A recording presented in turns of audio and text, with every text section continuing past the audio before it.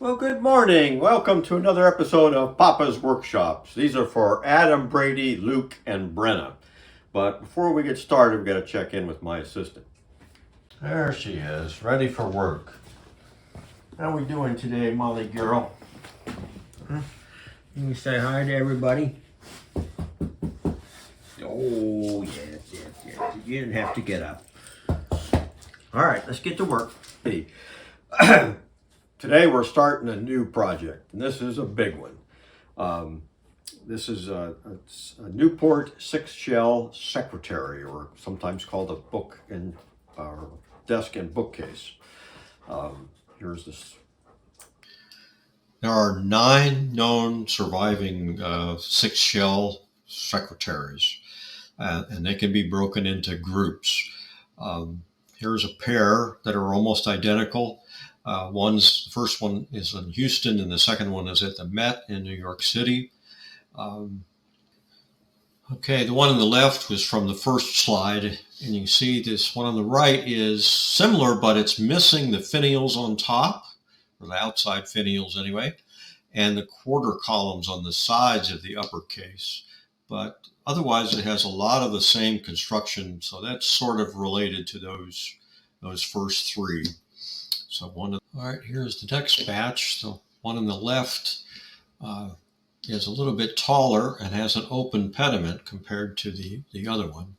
And that one is, the one on the left is at the Rhode Island School of Design Museum of Arts. And the one on the right is at the Winthrop Museum in Delaware. So there's a third one. We'll go on to that. Okay, the one on the right is the third one in this set. The one on the left was in the previous shot. And you can see really the only difference in these two is that the open pediment on the one on the left. And both of these are at the Rhode Island School of Design Museum of Art. All right, this next set of 3 are a lot different, I think, from the others. You can see the pediment is open, but it has the rosettes on there and instead of the other. And the one on the right is probably the most famous. It's the tallest at 9.5 feet tall.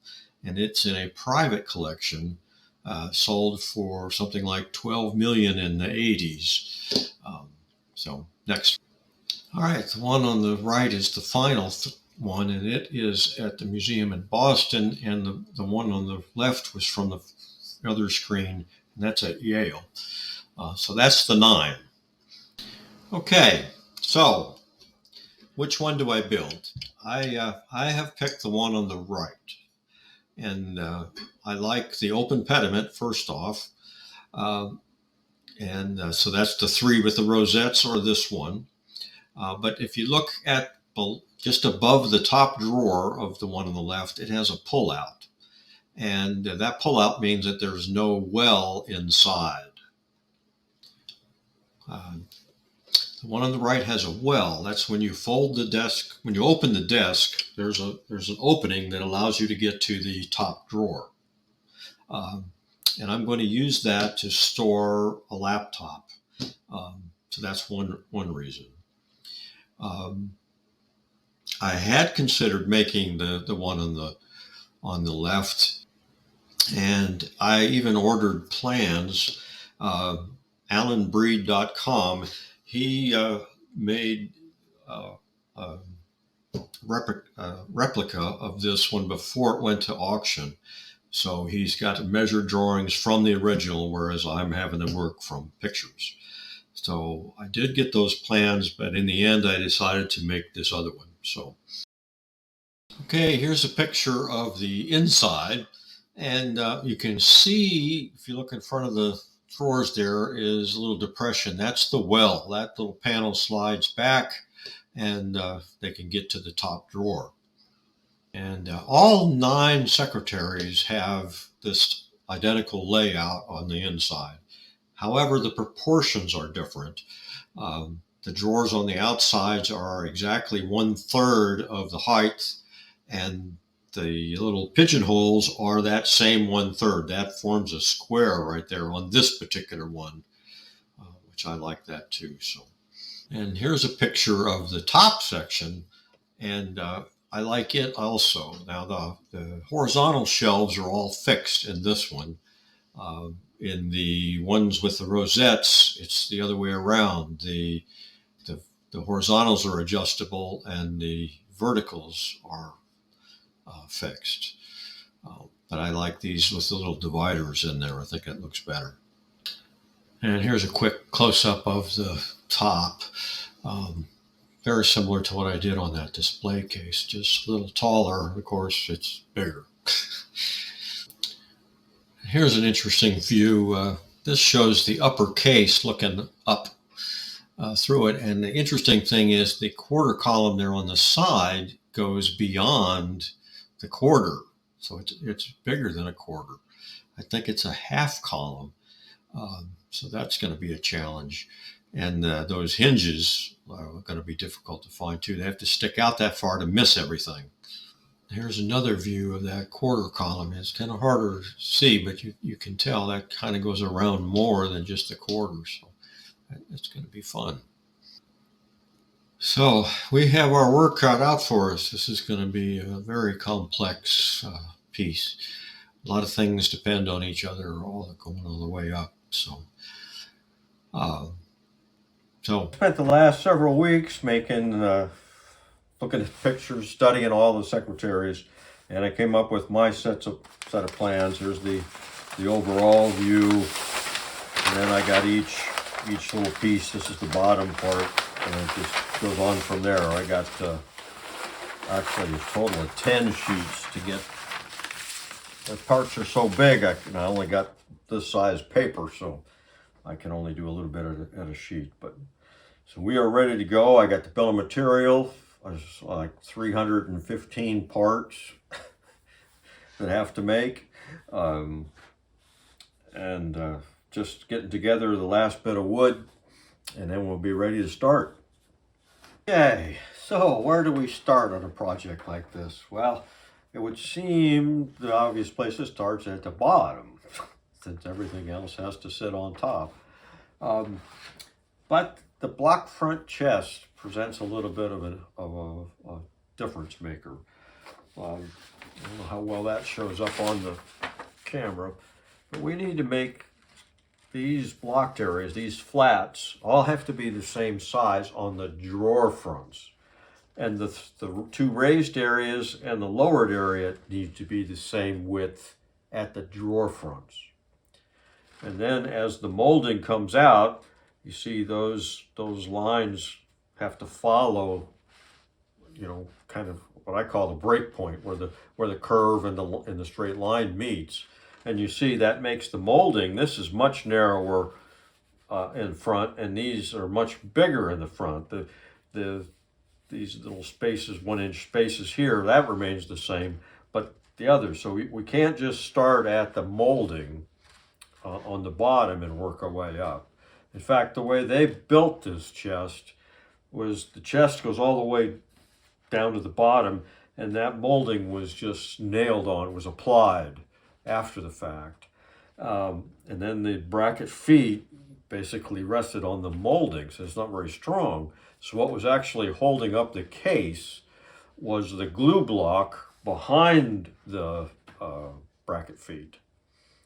And that actually that the grain was straight up and down, which is opposite of what the bracket feet are. And every one of these 9 surviving secretaries have had their feet either replaced or repaired. And that's pretty common with the Newport. That's how they build all their chests, and it's pretty common that they have broken feet because it's really resting on the glue block, and the glue block is cross-grain glued, and over time that bracket feet's going to crack because it's trying to change width with the seasons, and the piece going up and down doesn't change much in that direction. So we're going to go to more of the Boston style, where this molding is actually the frame, like a picture frame, that the chest then sits on top. And so the only thing we have to do is allow the chest, as the seasons change, to move front to back. So we're going to pin it to the front so that the molding always matches, and then we're going to let it move out the back. So again, we have to know where this all is on that frame before we can start on that, and that's dependent on how what profile you make on that molding. I've got it drawn as 6 7/8 of an inch. If it's 6 an inch, that's going to change all of this. So you really have to start, at least draw it from the perspective of the drawer and go out. So what we're going to do is a little mix of both. We're going to make a template for the frame based on drawing the drawer first, and then make that template out based on 7/8. And I've already made a test piece. I know that it's going to be 7/8. And we'll go ahead and cut that using the router. We'll make that, but we won't do the miters. I found it's easier to cut the miters to match the chest, right on the corners, instead of having to make the chest exactly where the miters are. There's a lot of moving parts on the case, and you're planing the sides. It's better, for me anyway, I can set that case down on this front molding after the fact, and then mark where I've got to make the miters, and I can cut the miter to that point. So that's how we're going to approach this. And that also allows me, after I do that front piece, is I can verify that I am on target for what I had for the drawers before I make the template for the drawers. So I don't know how well that'll show up on the drawing. Let me see this with the prints. Here is a picture of the drawer front right here, just one half of the thing, and here's our two flat spaces on the edge and all that. And so this is going to be the frame, and this outside, that's the drawer front right there. So we draw that first on the template, and then draw these all out. And I've calculated what this angle is, and it's based on what the radius of the curve is. It's not just a straight 45. It's if you look at the actual pieces, that angle is different than what it is at the corners where it is 45. And knowing what that angle is supposed to be makes it easier to draw it out, of course, but then we have to do those corners by hand because the router is round, right? The round bit. So we'll have to mark where that is and go to that. So that is sort of our plan. So first is the template. I got to get the material together, and then we can go from there.